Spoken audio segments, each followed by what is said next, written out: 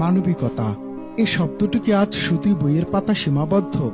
খান জাহান আলী মাঝারের দিঘি, যেখানে পুণ্যার্থীরা আসেন মনের বাসনা পূর্ণ করতে, কিন্তু সেই পবিত্র স্থানের পাড়ে আজ কলঙ্কিত হলো মানবতা। একটি কুকুর, যার পাজরা নাকি ছিল রশি দিয়ে বাঁধা, মৃত্যুর সাথে পাঞ্জা লড়ছিল পানিতে। সে বাঁচতে চেয়েছিল, বারবার তীরে ওঠার চেষ্টা করেছিল, কিন্তু তা সে আকুল আকুতি কি পৌঁছাতে পেরেছিল সেখানে দাঁড়িয়ে থাকা কয়েকশো মানুষের কানে? না, আমাদের বিবেক তখন সেলফি আর ভিডিওর ফ্রেমে বন্দী। আমরা কি এতটাই নিচে নেমে গেছি যে একটি অবলা প্রাণীর মৃত্যু আমাদের কাছে স্রেফ বিনোদনের লাইভ শো?